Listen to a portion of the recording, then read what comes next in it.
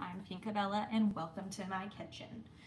Disclaimer, this isn't actually just my kitchen, it's shared with me and my 3 other roommates, so it gets a little messy in here at times. But today we are going to be cooking blackened catfish on the grill, well, on my stovetop. Now, some people like to cook their fish in an air fryer. I don't, because I don't have one, but this is what my pot and pan of choice is. This is the Paris Hilton cast aluminum frying pan, I think is what it's called. So I really love this one. This is what we'll be cooking in today. For this recipe, you will need a pan, a stove, a bowl, some olive oil or cooking oil of choice. Now I use olive oil because it's the most GERD and IBS friendly, as I cannot have vegetable oil, canola oil, or peanut oil, but all of those will do. And if you're really fancy, you might want to sub it for butter, but I also cannot have that. So unfortunately, we will be sticking with olive oil today. So we'll need olive oil, a bowl, a pan, some seasonings, a spatula, and a plate. You'll also want some paper towels so you can dry the fish. Today's recipe comes from ediblecommunities.com. It is linked in the description in my Google Doc. I have modified this to make it a little better for cost effectiveness and for GERD, so I have removed cumin, that thing, thyme, and cayenne. Now, cumin and thyme I've removed for cost effectiveness, but cayenne I have specifically removed for GERD friendliness reasons. It can inflame the esophagus and stuff, so I've linked that down below with the sources from the gastroconsul.com. To start, we'll make the seasoning. So I'm using a bowl. Now the recipe calls for specific teaspoons. I like to cut it by eye, but if you're looking for the exact taste, you can do it by teaspoon. Now, I'm from the South, so we all live with our hearts down here. This also, if you follow the recipe exactly, will make extra for the next time you want to cook it. I am wary of meal prepping because leftovers in the fridge can cause an excess of histamines, and I am very histamine sensitive. Not all people with IBS are, but for me that is a very sensitive trigger, so I do not get to meal prep. The recipe also calls for 6, so if you're cooking for a family, it's fine. Me, I cook for me and my boyfriend, so it's 2, so I will be making 2. And I will only be making enough to fit in this bowl for 2 catfish only. So in this bowl, we're gonna combine onion powder. I like to add a decent amount of onion powder and garlic powder because I feel like those are the most integral to taste, but I'm also easily influenced by Asian flavors. We're gonna add some oregano leaves. I like to add extra of these more than the recipe asks for, but that's because I'm not using cumin or thyme. We're also gonna add some garlic powder. You'll notice that all of these are from great value. These are just the Walmart brand seasonings. They're the cheapest and easiest accessible for me personally. Now, generally speaking, onion powder and garlic powder aren't great for GERD, but I'm sorry, I just can't give them up. They're so good. We'll also add some paprika. I'm a little bit hesitant on the paprika. Anything that's red in color kind of scares me for GERD reasons, so we'll add a little bit. I'm also gonna add some Himalayan pink salt. Would it really be me if I couldn't get it in pink? And you know, you are what you eat. And then I'm gonna use some ground black pepper. You can get these 2 in a set, I'm pretty sure also at Walmart for fairly cheap. I've had this set for a while, going on 2 years now, so worth your money. I'm going to adjust this ratio a little bit by adding a little bit more oregano and a little bit more paprika. Then I'm gonna mix it up a little bit so that way we don't get flavor segments. No one wants flavor segments. It reminds me of that Tumblr post where they had the Chipotle burrito and it was like vertically aligned when you get little chunks that are more flavorful than another. So we're gonna make sure this is relatively equally distributed.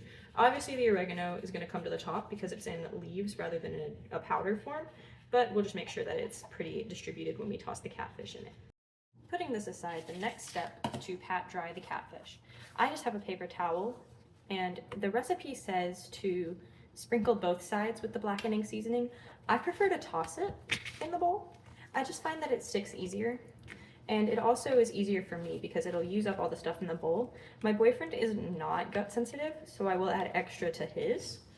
My roommate keeps some seasoning salt in her cabinet, so I will be borrowing some of that.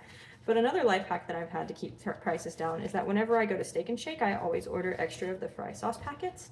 And while that is similar to the stuff we've already put in, it does contain turmeric. So I will add that to my boyfriend's mix as well. As a reminder, it is always a good idea when handling raw food or cooking to wash your hands anytime you touch something that could contaminate, such as your hair, your skin, and I'm going to wash my hands because I just touched some raw fish.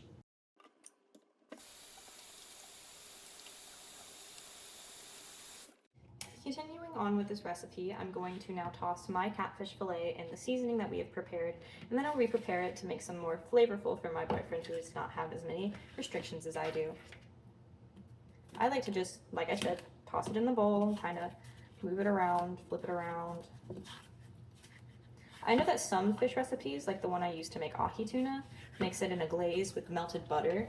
That I would recommend using a sauce brush for, but since this is all powder, it kind of just loses its tempo. Now I have to wash this, darn it. Oh well. I make sure that everything is actually like well attached to catfish, because once we get it in the pan, it will burn if we are not careful. Now that we've done that, let's make some more seasoning. As you can see, the kind of sprinkles that I made took up on one catfish fillet.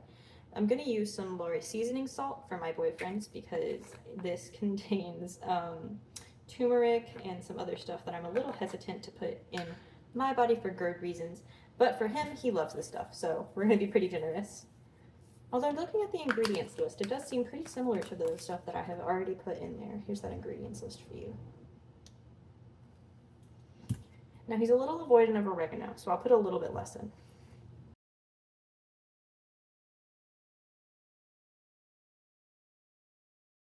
So here is his seasoning. We're going to mix it up. You'll notice that our catfish will have generally different colors once we put it in the seasoning due to the difference in ingredients. Like I did before, we're just going to place this in the bowl.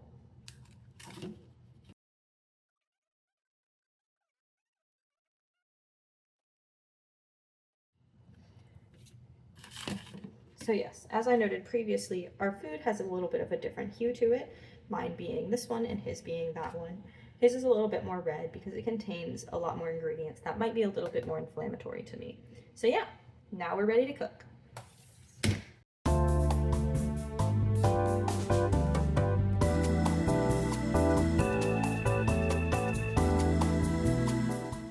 So while we're here, let's talk about this GERD score and yummy score.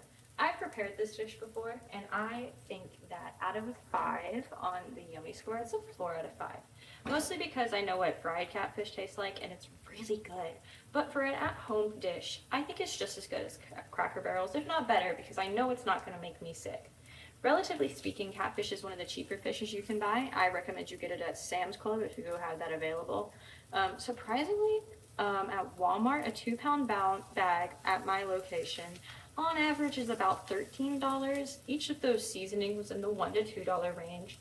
Olive oil is a little bit more pricey, but you can get a big bottle and repurpose it for a lot of things. It's my go-to cooking oil, and I love it on pasta, which is a good alternative for marinara or Alfredo if you're dairy sensitive or acidic food sensitive. So I love this on a lot of things, so I was already buying that.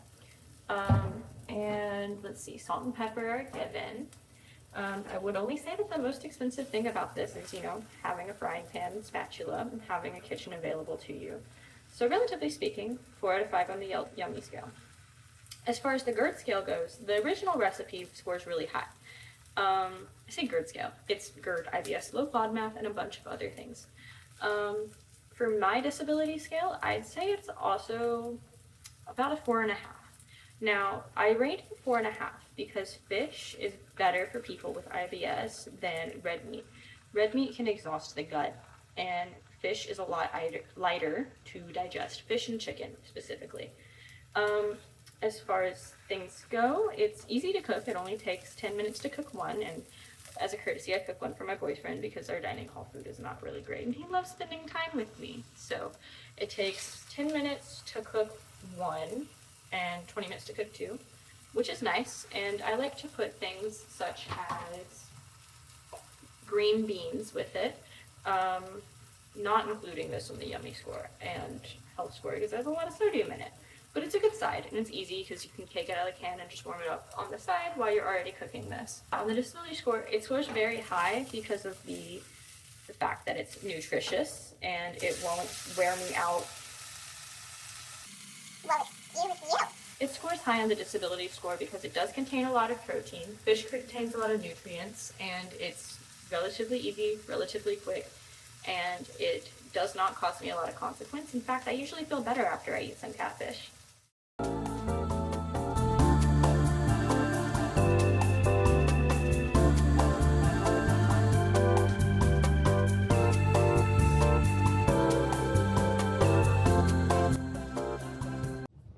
All right, Ben. Tell me what you think, baby. Fish. How would you rate it out of 5 stars? 4. A 4 out of 5? Yeah. You heard it here, folks. 4 out of 5. Like and subscribe to let Ben eat in peace.